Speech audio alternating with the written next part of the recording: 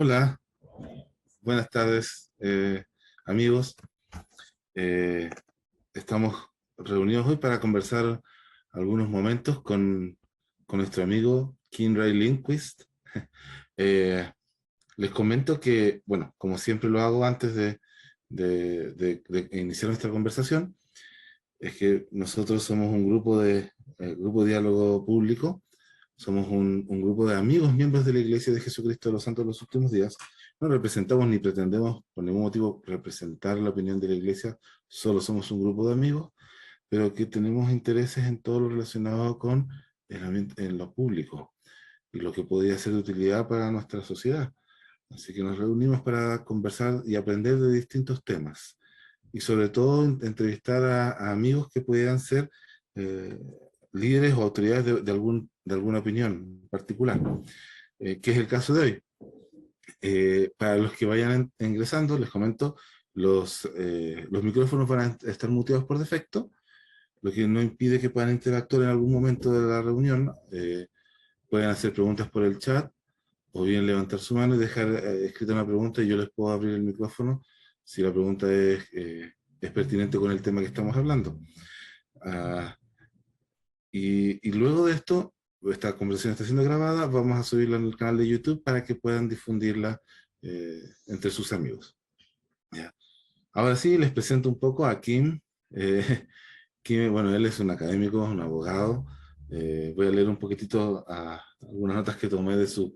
Porque la verdad es que tiene un currículum bastante extenso, pero tengo un pequeño resumen. Es un abogado norteamericano graduado de la Universidad de Brigham Young. Él es doctor en Derecho, también de la misma universidad. Eh, en su profesión, en su carrera laboral, él, bueno, inició su carrera, al inicio de su carrera se desempeñó como abogado defensor, para luego prestar servicio en el Departamento de Justicia de los Estados Unidos como fiscal federal, posición en la que se desempeñó por casi 30 años. Durante su servicio atendió casos complejos de homicidio, narcotráfico, crimen organizado, lavado de activos, corrupción pública y terrorismo nacional e internacional. Eh, Su vida profesional incluye el prestar servicio como asesor experto en la implementación de sistemas procesales penales acusatorios. Comenzó en Colombia, donde participó en el desarrollo de su sistema penal. Esta experiencia lo llevó por varios países de todo el mundo, siendo uno de los actores principales con respecto del diseño, la implementación y o la supervisión del desarrollo de la justicia criminal en 12 hemisferios. Esta asesoría incluye Venezuela, Paraguay, Bolivia, Costa Rica, Honduras, Afganistán, Tayikistán, Nepal, el norte de Macedonia y países de Europa también.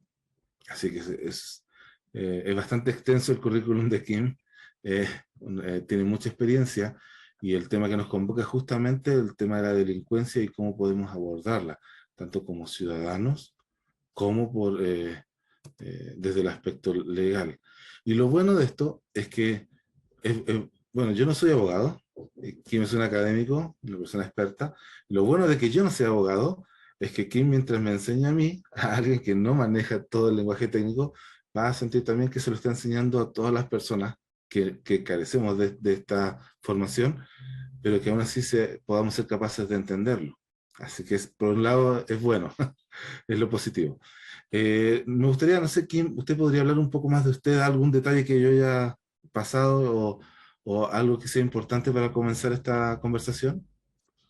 No, Sergio, muchas gracias. Yo creo que con esto es suficiente. Mejor no aburrirlos con mi pasado. Soy viejo y hay mucho en el pasado, pero muchas gracias.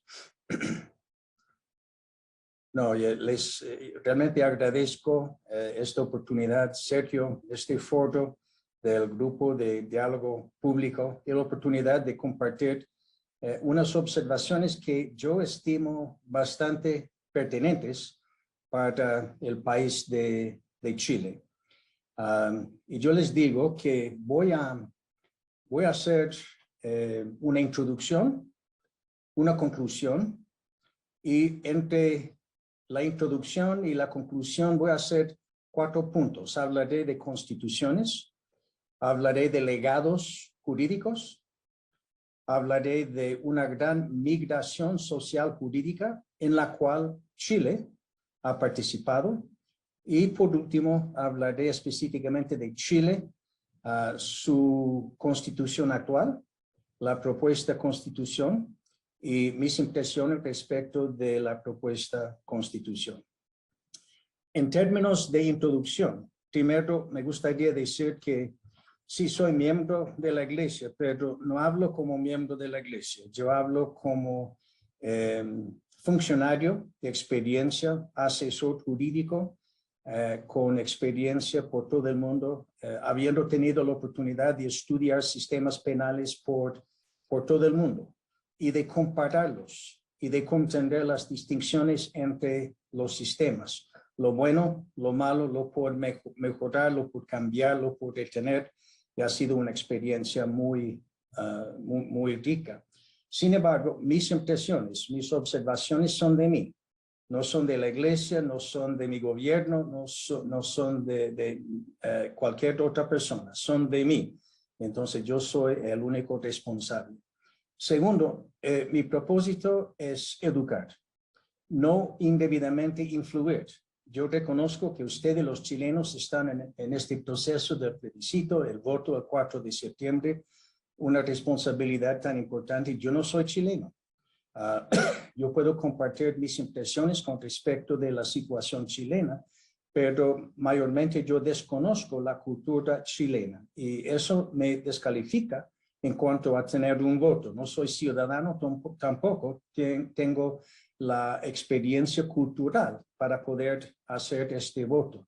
Pero sí, me siento capaz, calificado de proporcionarles, de compartirles unas observaciones para que ustedes sí puedan tomar esto en consideración en ejercer su gran responsabilidad de votar. También les confieso que voy a pintar un cuadro con pinceladas muy anchas, porque esta materia que voy a tratar esta noche, idealmente para poder profundizarnos, tomaría por lo menos 2 semestres en la universidad, pero vamos a abordarlo en unos cuantos minutos suficientemente para darles una idea de, yo creo, la legitimidad de mis observaciones. Y me gustaría empezar con, y puedo decirles que yo creo que mis observaciones, a pesar de pintar con pinceladas muy anchas, las pinceladas se basan en una experiencia que les da legitimidad, les da pertinencia. Y me gustaría empezar leyendo algo que Valentín Núñez me compartió el otro día, un informe, un reporte de una encuesta que se hizo aquí en Chile por una institución consultora internacional Ipsos. Y voy a leer lo que él me envió ahí en el computador. Dice, el informe, lo que preocupa al mundo, What Worries the World, de la consultora internacional Ipsos, reveló que la principal inquietud de los chilenos es el crimen y la violencia en un 48%, asegurando un 56% de ellos que las cosas en el país van por mal camino. El director de estudios públicos de Ipsos Chile, Pablo Alvarado, explicó que la delincuencia históricamente se ha posicionado como un tema de gran preocupación entre los chilenos, por lo que su consolidación en el primer lugar no es un fenómeno nuevo en los indicadores de percepción de las últimas décadas. La gran diferencia en esta ocasión es que emerge con fuerza después de un periodo donde hubo una sensación de mayor tranquilidad y seguridad, explicada en gran parte por las medidas de distanciamiento social implementadas durante los años 2020 y 2021, principalmente cuarentenas. A esto se le suma la aparición de delitos violentos de gran connotación pública. Mis charlas informales con ciudadanos chilenos confirman este reporte. Es decir, cuando yo hablo con la gente chilena, ellos me expresan una gran preocupación con respecto de la delincuencia creciente. Entonces, esta noche me gustaría tomar unos momentos para hablar de este fenómeno, la delincuencia y el rol de constituciones frente a la delincuencia. Cuando yo primero aprendí que Chile estaba en el proceso de formular una nueva constitución, eso realmente me dio una gran alegría, porque después de 30 años en el exterior, en muchos países, siempre anhelaba la posibilidad de encontrarme en un país donde se estaba formulando una nueva constitución, porque para mí, jurídicamente, la constitución es la oportunidad de empezar de cero. Es decir, de realmente hacer correcciones, de hacer mejoramientos en todos los aspectos. Entonces, para mí, la formulación de la Constitución es un gran ejercicio en la modernidad. La Constitución representa una forma de traer una comunidad del pasado hacia el futuro, hacia la modernidad, en dos aspectos. Primero, la Constitución representa la oportunidad de formular en forma moderna, de reconocer las necesidades sociales de la comunidad y de modernizarlas. Por ejemplo, necesidades tal como la vivienda, la propiedad privada, la educación, la salud, las libertades respecto de creencia y expresión, pensiones y para mí también la seguridad. Estas son necesidades comunitarias, necesidades sociales que merecen la modernización, es decir, llevarlas a la modernidad para que reflejen bien la cultura, la situación social de la comunidad, para que puedan realmente existir, no solamente como conceptos, sino como mecanismos, como realidades. Y reconociendo, para mí, y lo he visto en todos los países donde yo he trabajado, realmente la seguridad afecta a todo. Sin una buena seguridad, difícilmente se puede proteger a la vivienda, a las pensiones, a la salud y las otras consideraciones. La seguridad es algo importante, algo primordial. Y por el otro lado, la Constitución representa la oportunidad de la comunidad de modernizar su gobierno, es decir, de asegurar que el gobierno, incluso los sistemas penales, estén actualizados, estén viviendo en la modernidad, con la habilidad de asegurar la existencia de las necesidades, los derechos, la educación, la salud y la seguridad.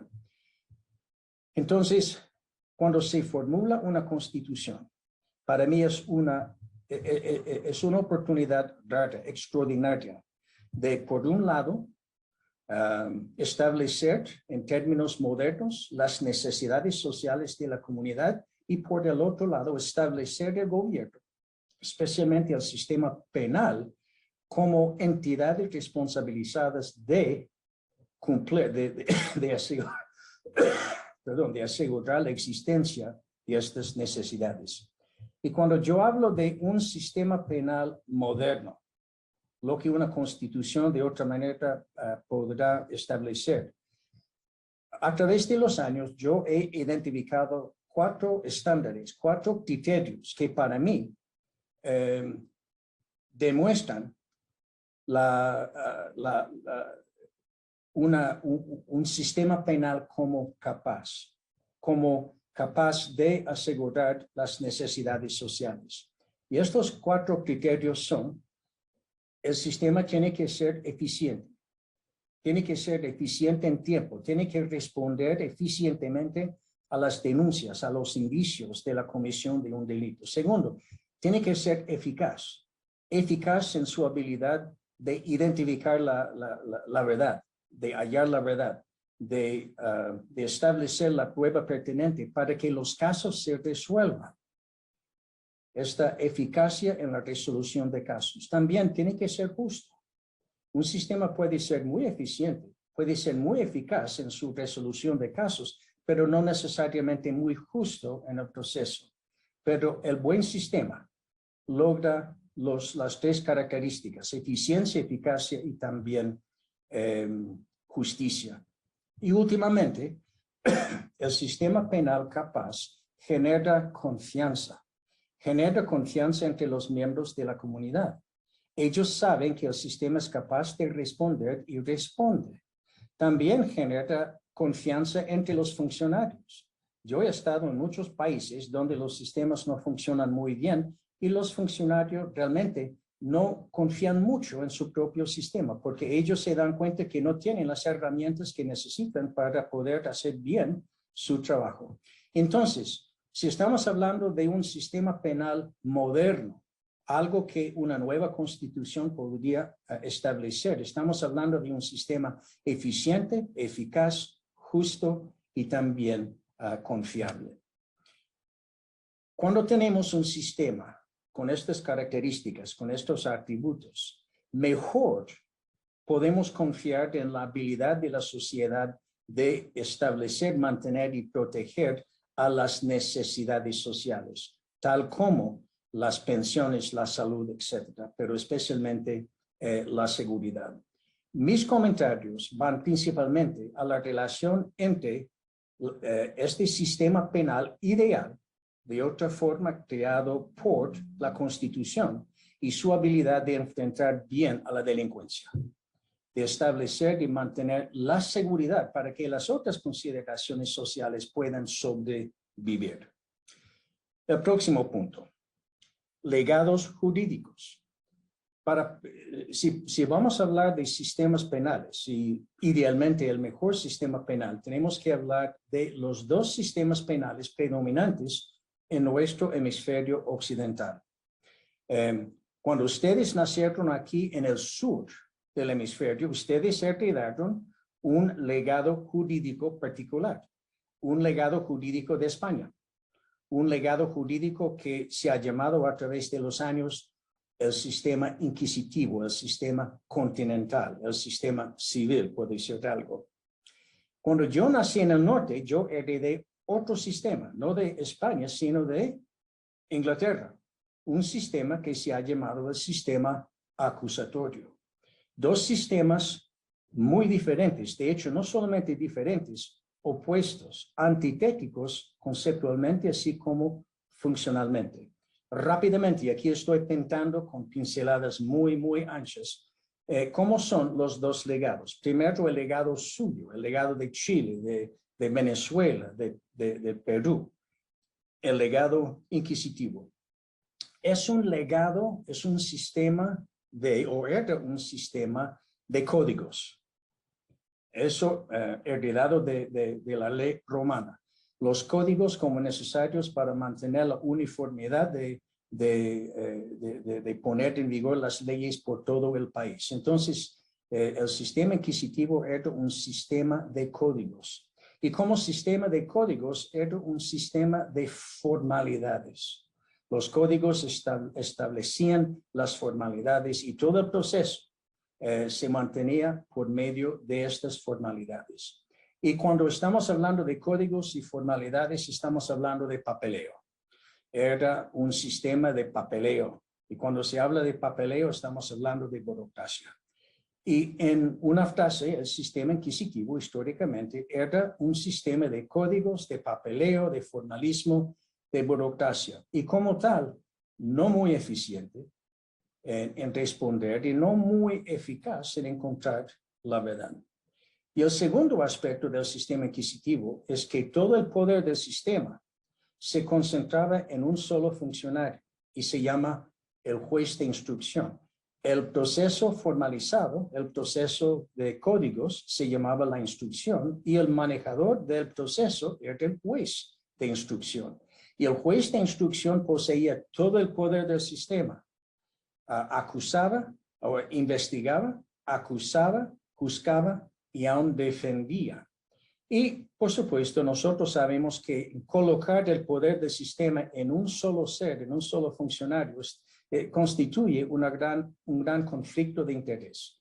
Y se está pidiendo el abuso del poder. Y esto fue precisamente lo que sucedió. Históricamente, la Inquisición o el sistema inquisitivo, famoso por su aplicación de la tortura como manera de sacar la verdad del imputado, y la palabra imputado es otra palabra clave del sistema inquisitivo. Entonces, en sumo, históricamente era un sistema poco eficiente, poco eficaz, poco justo, y como resultado realmente no conllevaba ninguna confiabilidad frente a la comunidad.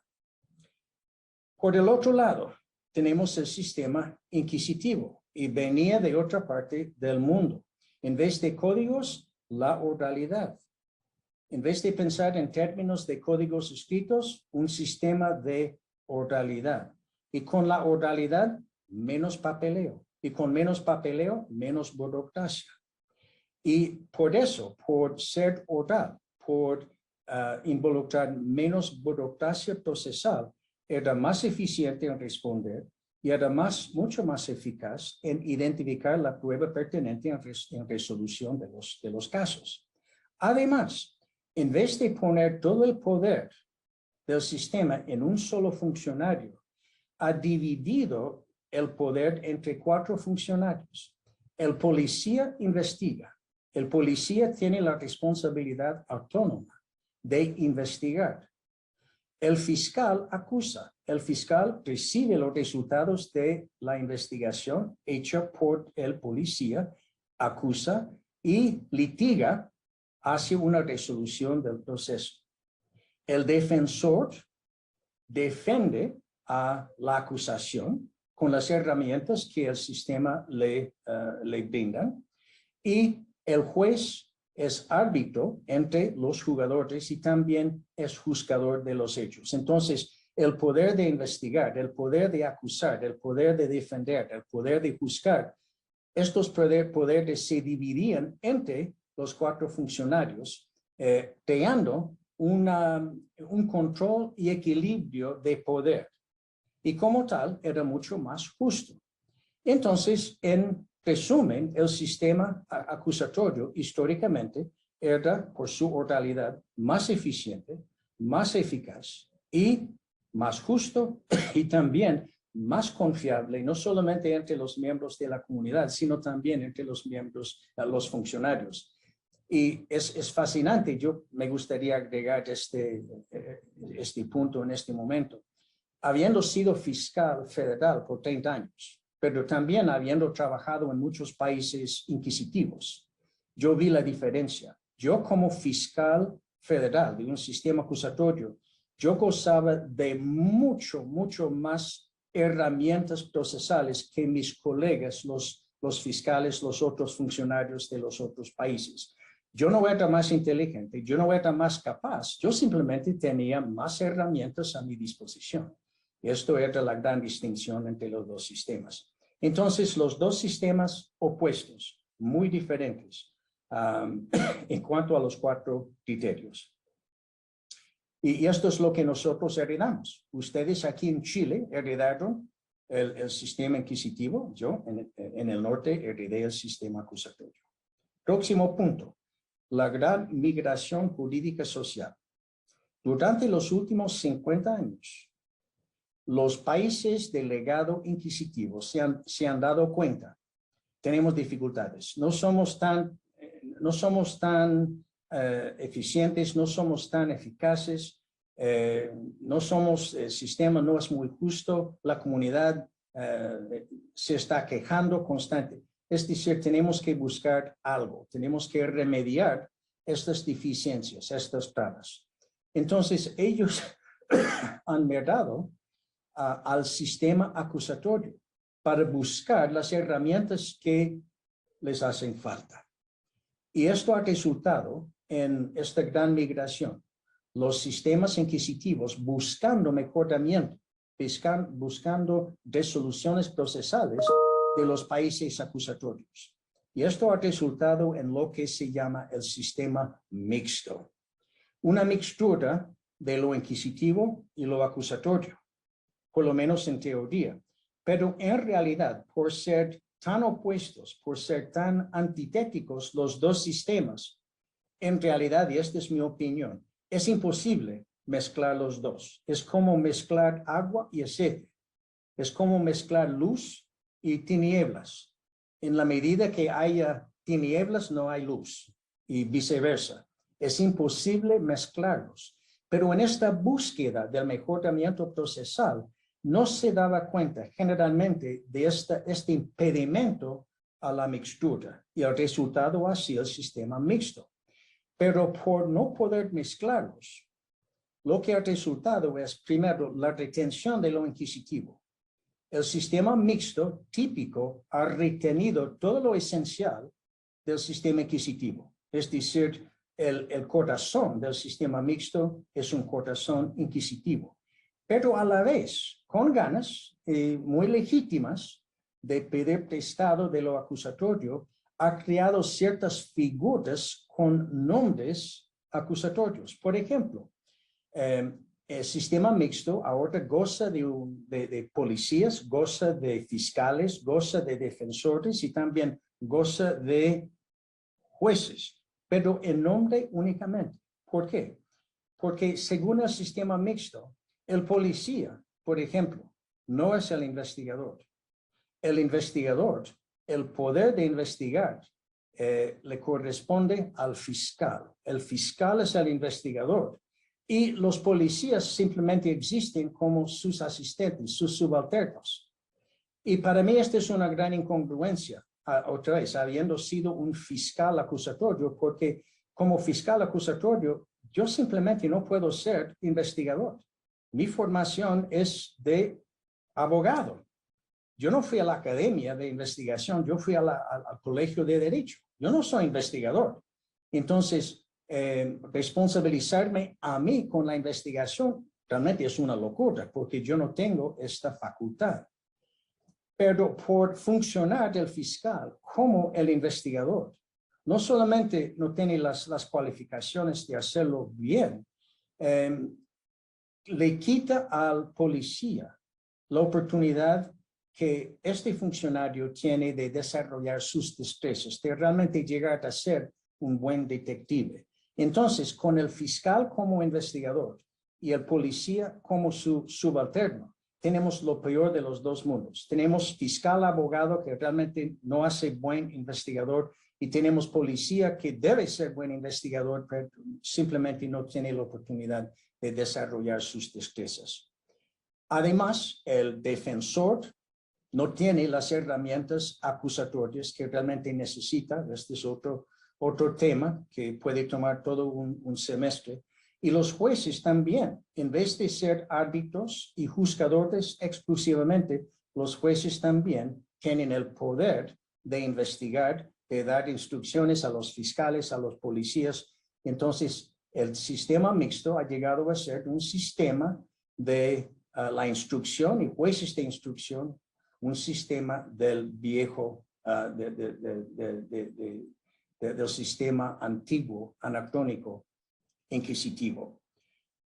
En otras palabras, en reiteración, el sistema mixto, a pesar de su deseo de lograr lo bueno de lo acusatorio, simplemente no ha podido lograrlo por ser los dos sistemas tan opuestos. Y como resultado, el sistema mixto realmente es nada más que el sistema histórico inquisitivo, pero con una fachada acusatoria.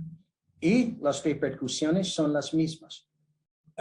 Una falta de eficiencia, una falta de eficacia en la búsqueda de la verdad, una falta de justicia y también una falta de confianza entre los miembros de la comunidad y también los funcionarios. Y un punto aquí, en cada país donde yo trabajo, yo hago mi encuesta informal, extraoficial. Yo siempre me aprovecho de la oportunidad de charlar con ciudadanos y yo les hago la misma pregunta siempre. ¿Existe justicia aquí en su país? Y es fascinante. Casi sin excepción, los ciudadanos me dicen, no hay justicia porque el sistema no responde y cuando responde toma años para hacer nada. Pero cuando yo hablo con los funcionarios, los fiscales, los defensores, mayormente los abogados, ellos me dicen, sí, claro, hay justicia, porque hay un sistema penal. Entonces, hay justicia. Pero aquí vemos la incongruencia, la pugna entre la percepción de los ciudadanos y la percepción de los funcionarios. Experimentado, no tanto aquí en Chile, porque llevo solamente 9 meses aquí en Chile, pero he experimentado esencialmente lo mismo. Los ciudadanos me dicen, no, no hay justicia. Los funcionarios me dicen, sí, hay justicia. Y vemos esta incongruencia, esta pugna. Ahora, el último punto. Con como antecedentes, me gustaría hablar y compartir la pantalla y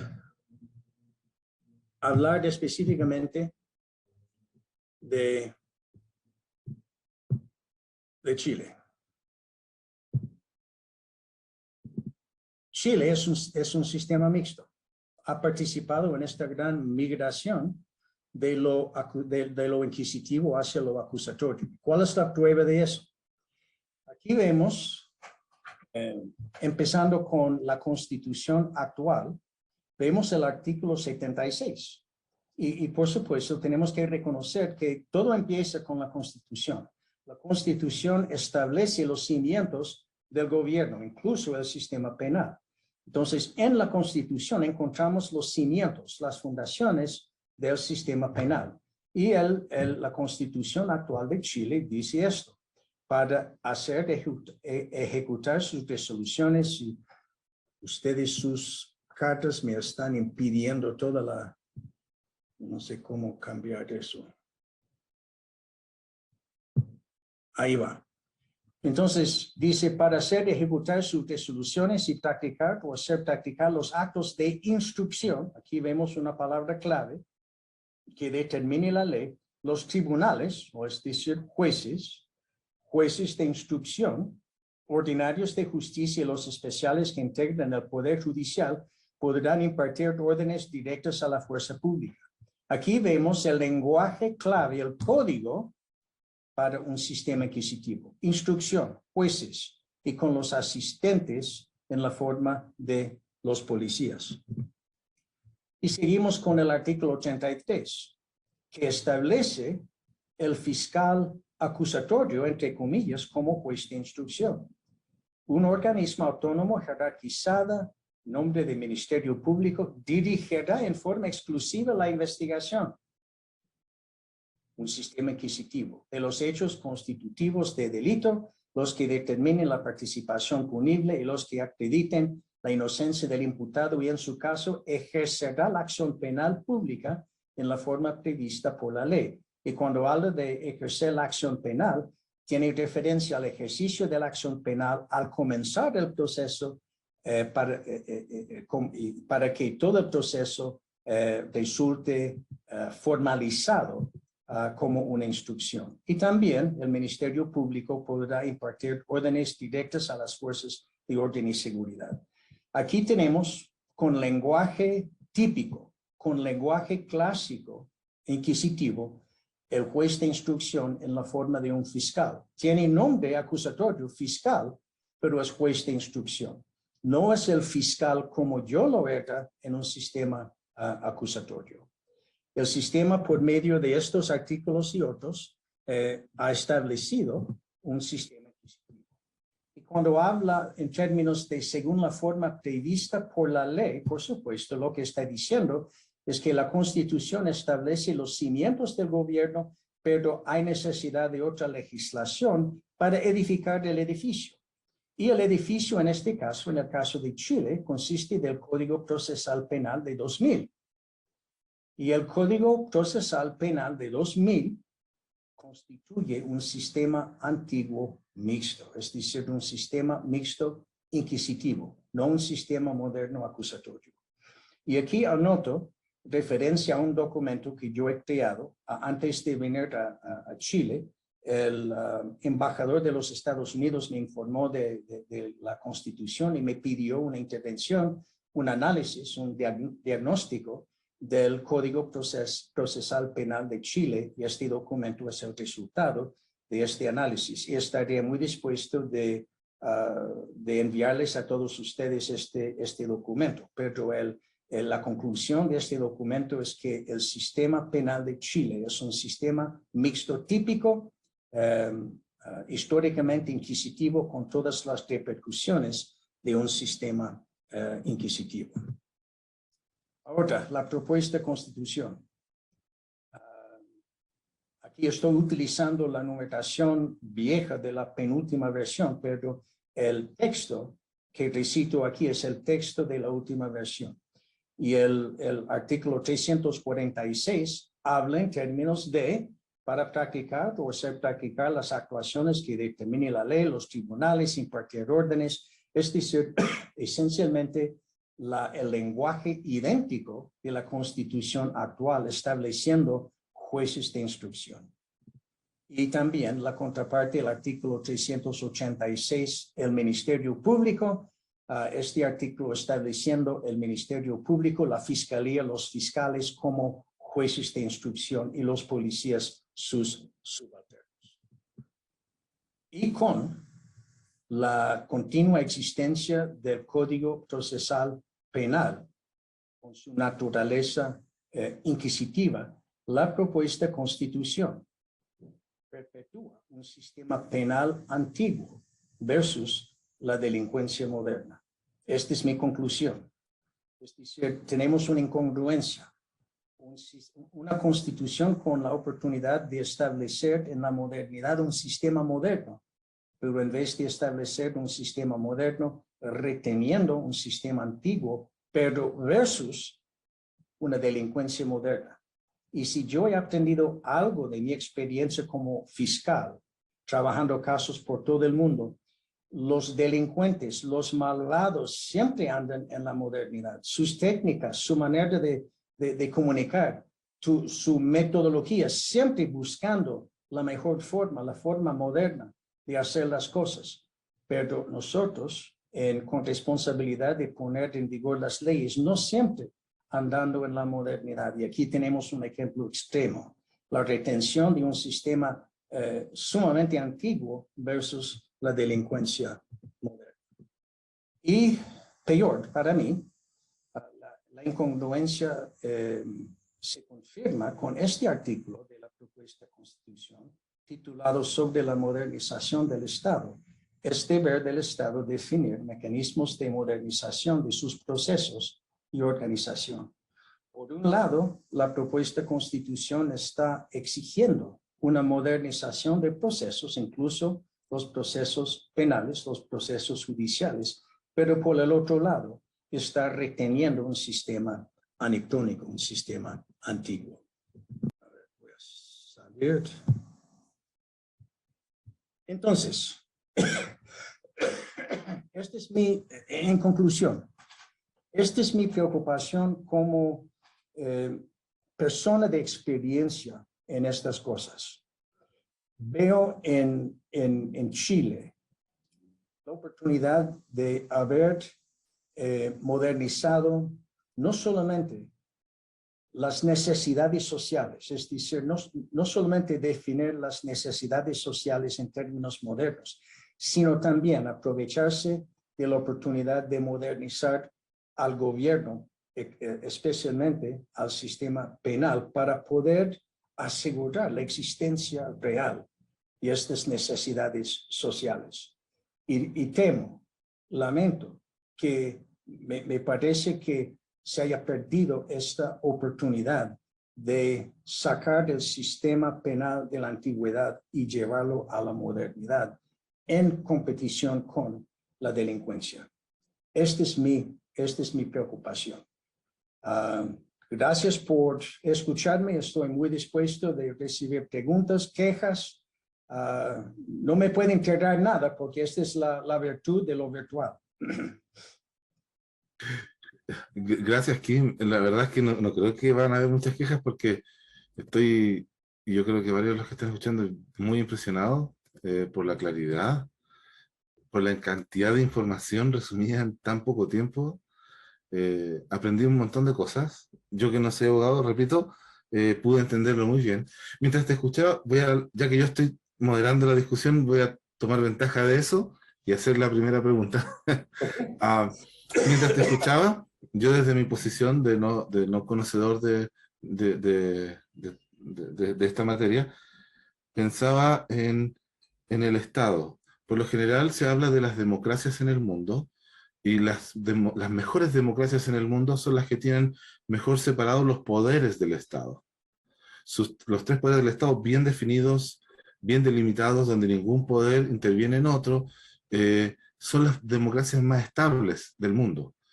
Y mientras te escuchaba yo no podía dejar de pensar en eso, porque me da la impresión de que en un sistema acusatorio, una de las características, según como yo lo entendí, es que los agentes que participan en el sistema son plenamente independientes.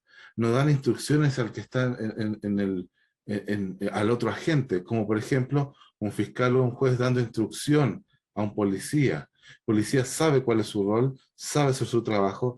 El fiscal también es independiente, sino que trabaja en base a las pruebas que presenta este primer agente. Y el juez también es independiente y no da instrucciones a nadie, sino que sus fallos son en exclusiva respecto de lo que presenta el defensor, el fiscal, en base a las pruebas que también presenta la policía. Entonces, yo estaba haciendo esa comparación. ¿Tiene algo que ver o estoy muy confundido en lo que estoy diciendo? No, En la independencia, en la independencia. tiene toda la razón. Es cuestión de definición de roles e independencia. La ventaja del sistema acusatorio es que define bien los roles. Es decir, el rol de policía bien definido, el rol del fiscal bien definido, el rol del defensor bien definido, el rol del juez bien definido. Y junto con la definición, una independencia. Esta independencia es sumamente importante. Es importante para la policía porque sin esta independencia, el policía nunca desarrolla las destrezas que necesita para funcionar como buen detective. Si el fiscal no goza de una independencia, nunca logra desarrollar las destrezas de un buen litigante. El juez como árbitro y juzgador y el defensor como defensor. Una anécdota. Yo estaba trabajando un caso doméstico en los Estados Unidos con un agente del FBI y estábamos sentados ahí, yo ofreciendo mis servicios como asesor jurídico. Yo no estaba tratando de usurpar su rol de investigador, pero él me miró con cara muy seria y él me dijo, fiscal, yo soy el investigador en este caso y como investigador no le necesito, ni un poquito. Entonces, he aquí la puerta y él me echó de la reunión. Y él tenía este poder, él tenía esta autoridad de excluirme porque él era el investigador. Ahora, yo creo que no era muy sabio porque como fiscal, últimamente él tendría que llevar su caso a mí para acusarlo. Y si yo no estoy de acuerdo con los resultados de su investigación, yo puedo bloquear sus esfuerzos. Siempre es mejor que los policías y los fiscales trabajen en equipo, juntos. El investigador investigando, el fiscal asesorando jurídicamente. Pero él tenía la autoridad de decirme, adiós, fiscal, este es mi campo, este es mi terreno, no te necesito. Esta es la virtud del sistema acusatorio. En el sistema inquisitivo, en el sistema mixto, se confunden los roles y no existe esta autonomía que permite el desarrollo de las destrezas que cada uno de los funcionarios necesita. Gracias por la explicación. ¿Cuál cree usted que es la razón por qué nos ha costado tanto modernizar nuestros sistemas en Latinoamérica? Voy a hablar, bueno, principalmente en Chile, y sobre todo, y agrego una segunda pregunta, hoy me imagino que usted los 9 meses que lleva en Chile ha notado que el crimen organizado está tomando más terreno. Chile era un país que quizás por su ubicación geográfica o porque por un tiempo las instituciones quizás estaban funcionando de manera distinta, estábamos como un poco alejados de eso. Veíamos lo que pasaba en otros países hermanos de Latinoamérica, pero lo veíamos en el cine. Y hoy parece que lo estamos viendo acá. ¿Cuál es la razón por qué está llegando acá? ¿Y cuál es la razón de por qué no hemos podido modernizarnos en Latinoamérica? ¿Qué cosas son nuestros obstáculos principales? ¿Serán culturales? ¿Serán políticos? ¿Cuál cree usted que es la razón?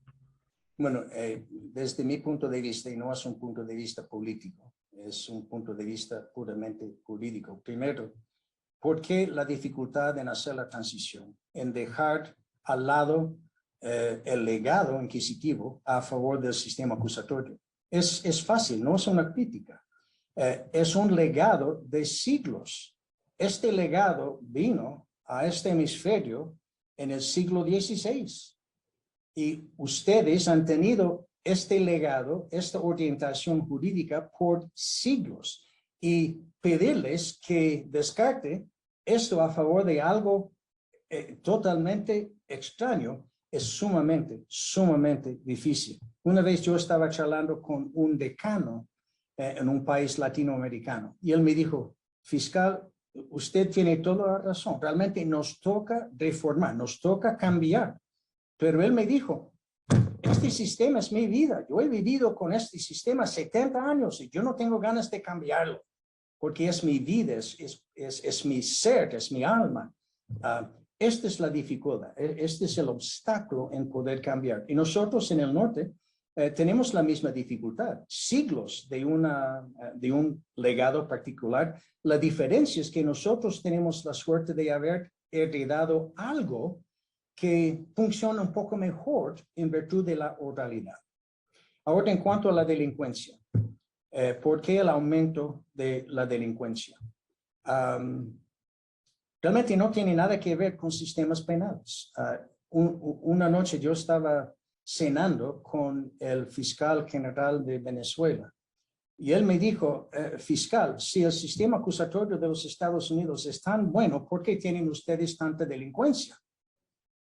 Y yo le dije, porque el sistema penal no tiene nada que ver con la delincuencia. Y él me miró, ¿cómo? ¿Cómo puede ser? Y yo le dije, no, el sistema penal existe para compensar a la sociedad, principalmente a la familia.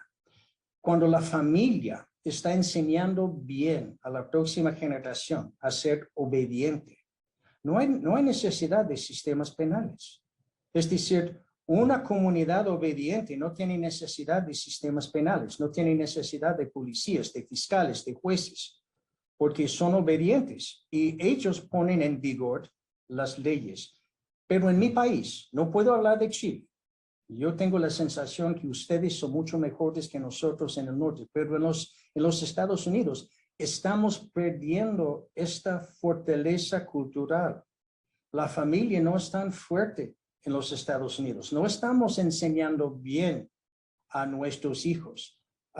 La religión juega un rol muy importante en eso. En los Estados Unidos hay menos creyentes. Cada año hay menos creyentes. Nosotros no estamos yendo a la iglesia en aras de obedecer a Dios. Y cuando se obedece a Dios, uno suele obedecer a las leyes del país. Nosotros en el norte estamos fracasando en nuestra creencia, en nuestra habilidad de criar a la próxima generación. Entonces, a pesar de tener un sistema excelente jurídicamente, nosotros culturalmente estamos fallando, estamos padeciendo una deteriorización que tal vez ustedes solamente acaban de empezar aquí en Chile, pero está sucediendo por todo el mundo. En todos los países donde yo he trabajado, el fenómeno es lo mismo. Es lo mismo. La única excepción es que cuando yo he trabajado en los países musulmanes donde existe una ley más fuerte, hay menos delincuencia. Hay menos delincuencia, pero eso también tiene que ver con la fortaleza, la fuerza de la religión de los musulmanes, Islam. Entonces, últimamente, en mi opinión, la delincuencia, necesitamos sistemas penales para contrarrestar a la delincuencia, pero la explicación de la delincuencia no estriba en los sistemas penales, sino en la familia, la comunidad y su deseo o falta de deseo de ser obediente. Gracias por la respuesta. Tengo una pregunta que me hace alguien del grupo. Ricardo, te puedes desmutearte ahora. Ricardo es justamente agente, o era agente, no sé.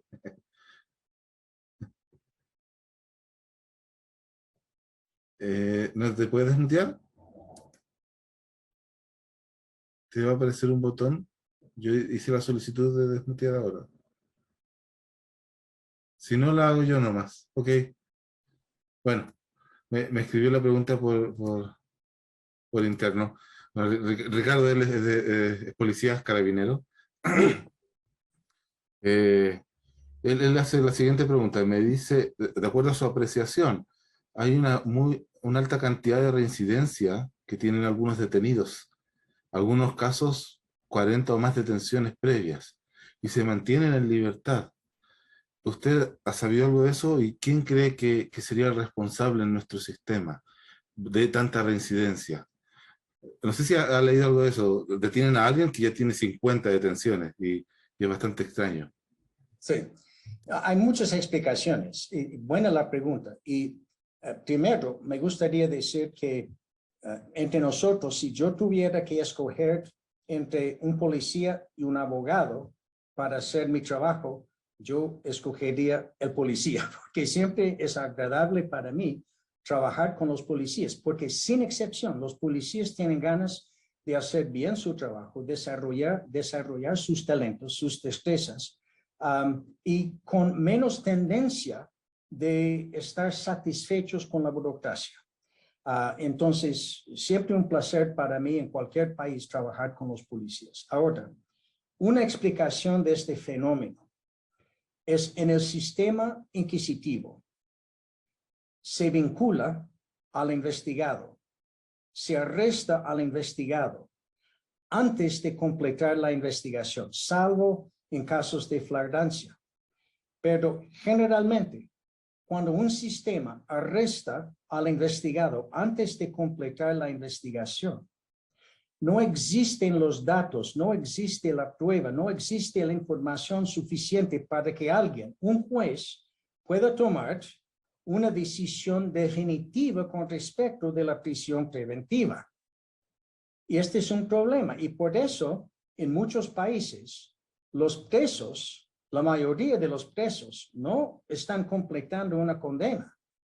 Ellos están experimentando la prisión preventiva y sin el beneficio de la investigación completada. Y eso tiene la tendencia de aumentar este fenómeno. Es decir, se arresta, se deja libre, se arresta, se deja libre, se arresta, se deja libre. En el sistema acusatorio, otra vez, el caso de flagrancia representa una investigación completada.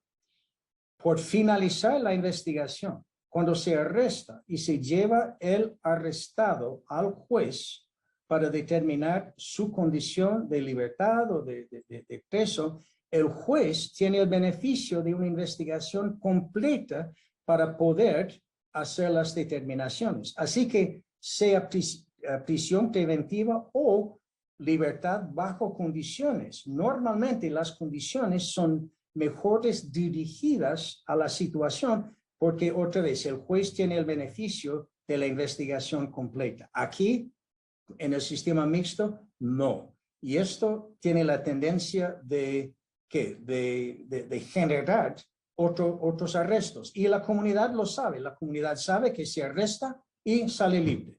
Se arresta y sale libre. Y por eso la falta de confianza. Gracias Ricardo por la pregunta. Gracias, Kim. Bueno, no nos queda mucho tiempo. Por si alguien quiere hacer una pregunta, por favor, puede levantar la mano por Zoom, escribirla por el chat también. Si no, de otro modo, voy a hacer yo la última pregunta. Ahí tengo. Rolando, le voy a dar ahora.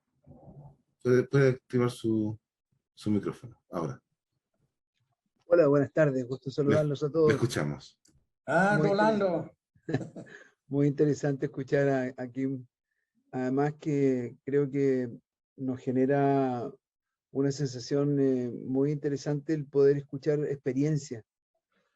Porque por un lado está el tema normativo, constitucional, legal y reglamentario, y por otro lado está cómo operan los sistemas. Entonces, yo comparto la visión de Kim con un matiz, y es que efectivamente nuestro sistema ha tenido, a diferencia de lo que se ha planteado, digamos, ha tenido un cambio importante. Efectivamente, el año 2000 se introdujo la denominada reforma procesal penal. Entonces, desde el punto de vista normativo, lo que se ha hecho es cambiar de un sistema inquisitivo a un sistema acusatorio. Pero Kim tiene razón, en la práctica no funciona, porque al final se creó un sistema mixto y que esa mixtura lo acerca más a un sistema inquisitivo que a un sistema acusatorio. ¿Y por qué? Porque hay ciertos enclaves en el funcionamiento del sistema que hace de que no pueda funcionar bien el sistema. Entonces lo que estamos viendo hoy día es que efectivamente nos encontramos con una delincuencia desbordada, con delincuentes más capacitados, más adelantados, que aprenden las mañas del sistema y que efectivamente resulta la persecución muchísimo más compleja. Por ejemplo, lo que planteaba Ricardo hace un momento atrás, hay muchas personas que efectivamente, si uno pide sus antecedentes penales, se encuentra con que no tienen ninguna anotación. Y sucede que esa persona puede haber estado involucrada en 20 hechos ilícitos. Pero como esa causa no ha terminado, no concluye en ninguna anotación. Por ejemplo, el tipo puede estar fugado y el hecho de que esté fugado no aparece en los antecedentes penales, porque los antecedentes penales lo que se anotan son las sanciones penales que culminan en la dictación de una sentencia definitiva. Entonces, si uno empieza a sumar todos estos ripios, se empieza a producir una situación de impunidad que es muy negativa y que, peor aún, va aumentando y demuestra que más allá de las buenas intenciones de haber hecho un cambio al menos normativo de lo inquisitivo a lo acusatorio y haber creado este sistema mixto, en la práctica no ha funcionado como se pensó. Esa es mi opinión. Bueno, Rolando, gracias. Gracias por la opinión. Hemos hablado de esto y solamente le discrepo en el sentido de que, en mi opinión, tampoco ha logrado Chile una normatividad acusatoria. Es decir, sigue normativamente en el sistema inquisitivo. Entonces, no solamente la normatividad, sino también el funcionamiento. Y el papel que yo escribí analizando el sistema detalla la normatividad chilena que sigue en el pasado. Pero estos son puntos por debatir. Pero lo más importante es que algo está mal. Algo está mal. No está funcionando y por eso no existe la eficiencia, no existe la eficacia, no existe la justicia como debe y no existe la confianza que debe existir en un país a pesar de la delincuencia creciente. Gracias, Jim. Tengo dos preguntas más, quizás para hacer bien el tiempo. No sé si te parece que hacen las dos preguntas y después tú contestas las dos al final, como para alcanzar a tomar bien el tiempo. Ya, una pregunta la tiene Cristian y otra la tiene Fabián. Cristian. Bien. Hola, ¿se escucha? Sí. Sí, sí, allá. Mi pregunta es, bueno, creo que de lo que mencionaste hace un momento, tenemos la tendencia a creer que leyes más severas, condenas o penas aflictivas más grandes, tienden a reducir la delincuencia. O también se ha dicho muchas veces si la pena de muerte, tener una legislación que permita la pena de muerte, disminuye o no disminuye los índices de delincuencia. Yo trabajo en un establecimiento educacional en Chile del sector municipal, es decir, donde acceden estudiantes que no pagan por su educación. Es una educación entregada por el Estado. Y este año hemos visto en todo Chile un índice de violencia y agresiones como nunca habíamos visto en mucho tiempo. Yo por lo menos En la institución Sí. misma. Ah, en el sistema educativo, entre los estudiantes, ¿sí? ah, Agresiones, vivimos no en un sector céntrico del país, por lo tanto esto era muy lejano, ¿ya?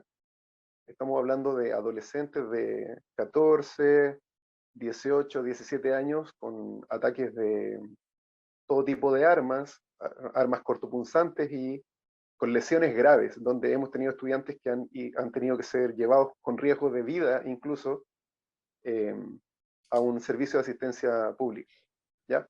La pregunta es, ¿existe experiencia en otros países de articulación entre el sistema judicial y el sistema educacional de tal manera de poner coto o prevenir la delincuencia o algún tipo de este fenómeno de violencia que deriva, digamos, en condenas o en sanciones legales para las personas? No sé si me expliqué bien en la pregunta. Si existe sí, una forma de entiendo. articulación, bien, entre ambos sistemas, educativo y judicial. Gracias, Listo. Cristian. Gracias. La otra pregunta la tiene Fabián. Sí, hola. Y co- Mi pregunta apunta un poco a cómo combatir la corrupción en, digamos, ya sea en nuestro sistema actual o en los que vengan. Me da la impresión que en el sistema acusatorio, al tener cuatro áreas, podría ser incluso más fácil de corromper el sistema, porque corrompiendo alguna, ya sea los policías o los fiscales o los jueces, ya el sistema podríamos matarlo. Y acá, sin embargo, teniendo algo inquisitorio donde digamos, el poder está centralizado, se ve como que tenemos más corrupción que en otros países. No sé si ahí se podría hacer algo aquí en Chile para mejorar eso. Gracias, No, Fabián. gracias por las preguntas. Voy a responder primero a Fabián su pregunta.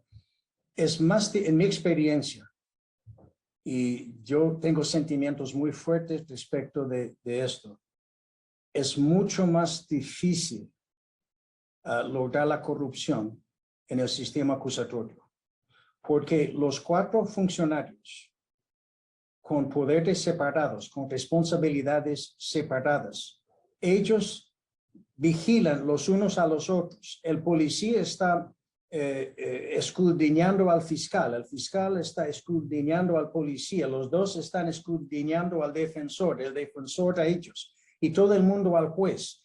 Y es sumamente difícil, ¿no? No quiere decir que no exista la corrupción. Sí existe, pero es mucho más difícil lograr la corrupción dentro del contexto judicial acusatorio, por la segregación, la definición de roles y la segregación de poderes.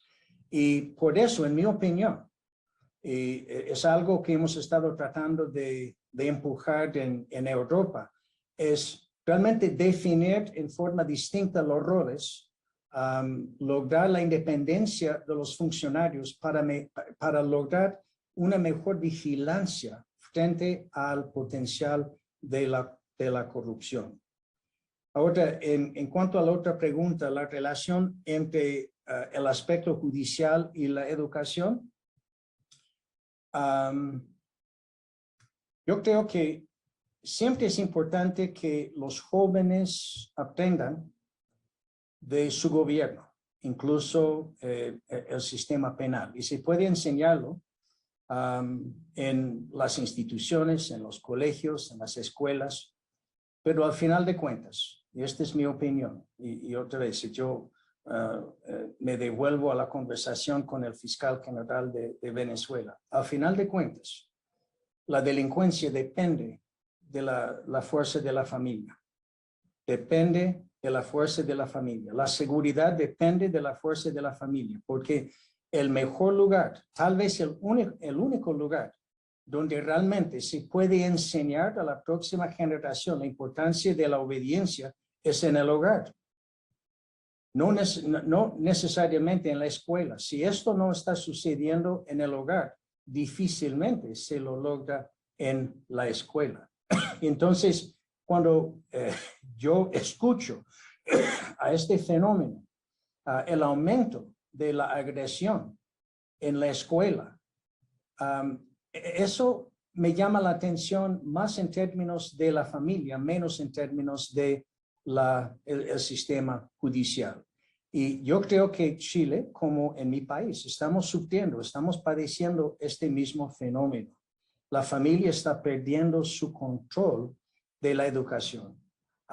Y no estoy diciendo que la educación deba suceder exclusivamente en el hogar, pero tiene que originarse, tiene que tener su comienzo en el hogar. El hogar tiene que ser la cuna del aprendizaje, de la obediencia y secundariamente en la escuela.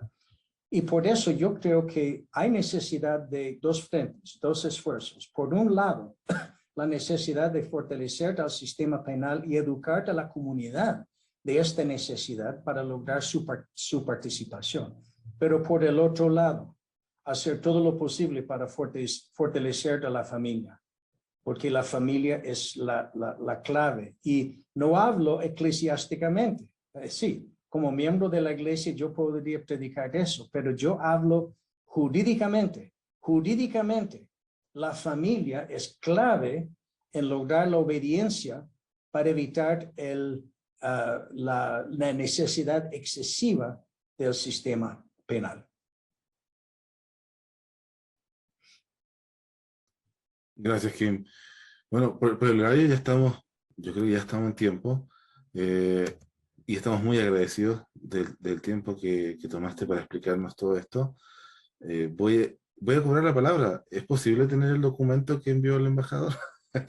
la conclusión de su investigación.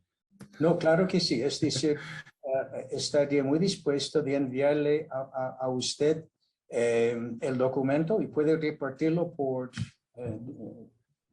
Tenemos muchos abogados en el grupo que creo que, y incluso no abogados que están interesados, que les gustaría mucho leerlo. No, con mucho gusto. Otra vez le agradezco el tiempo a nombre del grupo y de todos los invitados. Creo que quedó muy clara su visión, sus análisis. Ojalá en un futuro podamos conversar, quizás después de que pase este proceso, vamos a conversar un poquitito más. Ojalá que se pueda dar la oportunidad. Bueno, gracias, Sergio. Yo les digo que para mí es importante que la comunidad chilena tenga esta información antes del 4 de septiembre. Después del 4 de septiembre, sí, continúa la batalla, pero yo estoy a su disposición. Yo tengo la voz, tengo el mensaje, pero no siempre tengo el vehículo de poder diseminar, de poder transmitir el mensaje. Pero si yo fuera chileno, yo querría tener esta información antes de ejercer mi voto el 4 de septiembre.